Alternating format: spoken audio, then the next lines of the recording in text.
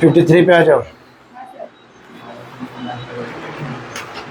यहाँ से देखो, यहाँ से क्वेश्चन है मिक्सचर का,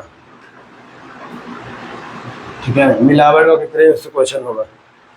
53 नंबर, 53, 54 एंड 55 सेम है तीनों, ठीक है। एक दो बताते हैं, बाकी ट्राई करना। A chemist has one solution containing 50% acid and a second one containing 25% acid. एक केमिस्ट है जिसके पास क्या है, एक सॉल्यूशन है कितने वाला, 50% एसिड वाला, है ना, और एक सॉल्यूशन है 25% एसिड वाला। दो सॉल्यूशन है, पता तो चल रहा है, क्लियर। दो क्वांटिटी पे दिख रहा है x and y. X y कैसे मानना वो देखना पड़ेगा। How much of each should be used, दोनों में से कितना यूज करोगे तुम, दोनों में से कितना यूज करोगे तुम। It should be use to make 10 litre of, दोनों का यूज करके कितना बता देना, 10 लीटर ऑफ 40% एसिड सॉल्यूशन। देखो ये मिक्सचर का क्वेश्चन है, इसमें दो चीज आता है, एक आता है तुम्हारा वैल्यू 10 लीटर, और एक आता है परसेंटेज। दो चीज पे काम करोगे, वैल्यू प्लस वैल्यू एक साथ और परसेंटेज परसेंटेज एक साथ। कहने का मतलब 50% एसिडिक सॉल्यूशन है, कितना ज़्यादा है हमको मालूम नहीं है। मान लो अगर 4 लीटर का सॉल्यूशन है, सॉल्यूशन समझ रहे, मिलावट हो दो चीज़ का, तो उसमें एसिड कितना होगा इसके हिसाब से 2 लीटर 50%, और 4 लीटर का इसका भी ले तो एसिड कितना होगा उसके अंदर 1 लीटर 25% के हिसाब से, है ना। 4 भाग इसका, 2 भाग इसका, 4 भाग।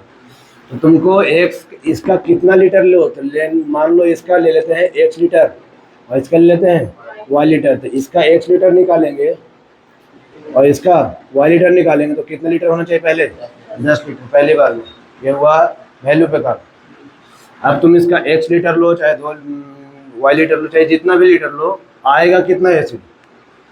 अगर 4 लीटर उठाएं इसका, उस 4 लीटर सॉल्यूशन निकाले तुम उसमें से 50% क्या रहेगा वापस से एसिड। अगर 3 लीटर निकाले तो वापस से 50% उसका क्या रहेगा एसिड। तुम x लीटर निकाले तो उसका भी 50% क्या होगा एसिड।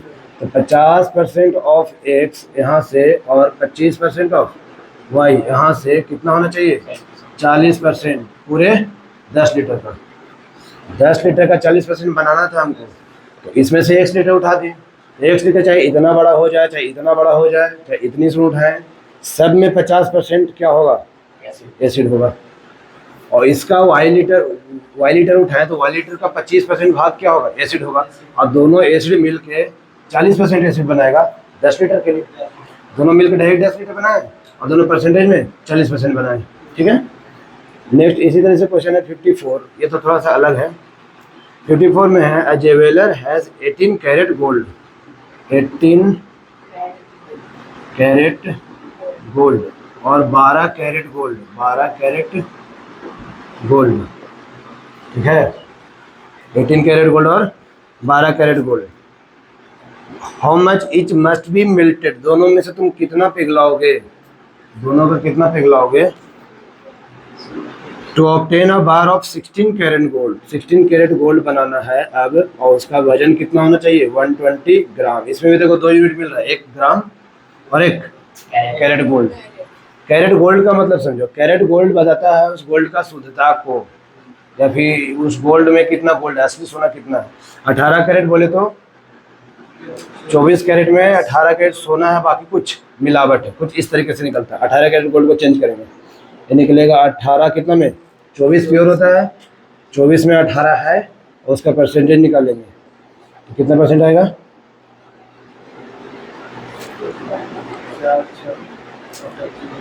कितने से काट दें, 4 छक 24 और 4 25 से 100, 3 दूनी 6, 3 छक 18, 2 3, मतलब लगभग 75% आ रहा है।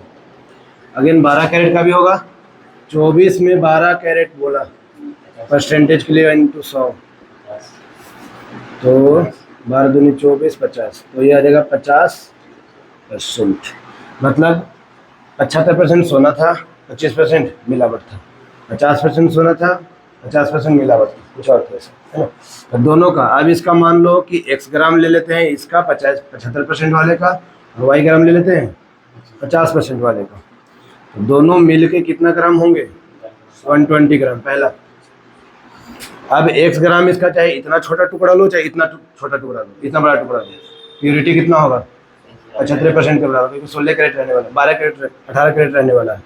तो इसका ले लो 75% of x plus 50% of y is 16 carat. तो 16 कैरेट का भी कुछ परसेंटेज होगा, इसे ऐसे निकाल लेंगे।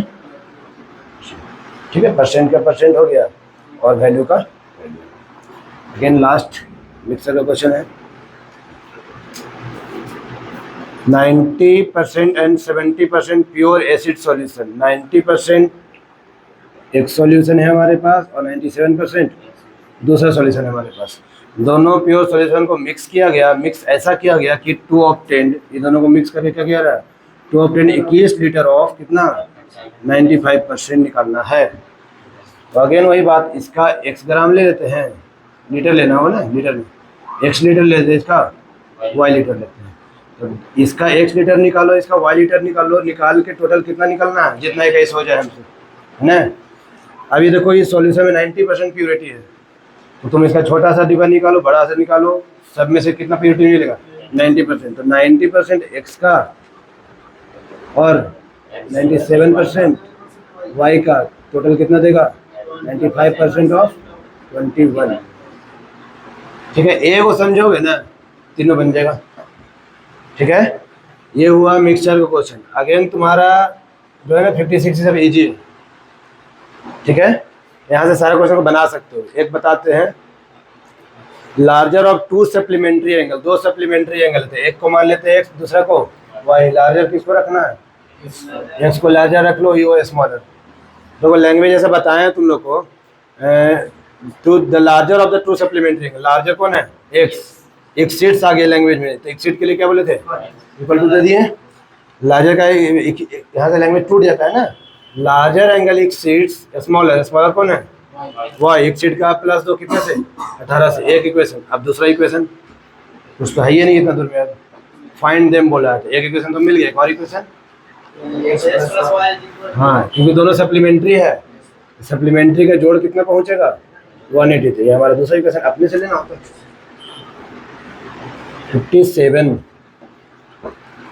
57 में है, एक ट्रायंगल है जिसमें एंगल ए का डिग्री दे रखा है, बी का डिग्री दे रखा है, सी का डिग्री दे रखा है। तुम जानते हो तीनों का एक रिलेशन,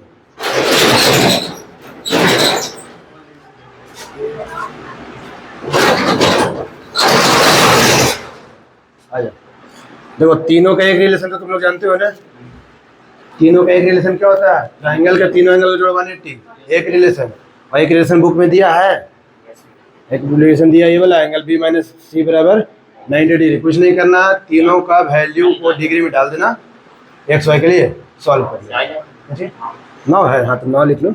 तीनों को वैल्यू को डिग्री में डाल के पुट करके आंसर आ जाएगा। क्लियर, एक अपने से आ रहा है ये वाला और एक बुक दे रहा है, ये बुक दिया। ठीक है, 58 लास्ट क्वेश्चन है। इन ए साइक्लिक क्वाड्रिलेटरल, तो साइक्लिक क्वाड्रिलेटरल क्या होता है, साइक्लिक क्वाड्रिलेटरल की प्रॉपर्टी याद है। साइक्लिक क्वाड्रिलेटरल क्या होता है, अपोजिट एंगल का सम 180, मतलब इन दोनों का डिग्री को जोड़कर 180 कर देना और इन दोनों का डिग्री को जोड़कर 180 कर देना। 2 इक्वेशन तो मिल रहा है ना, बन जाएगा, हो गया ना।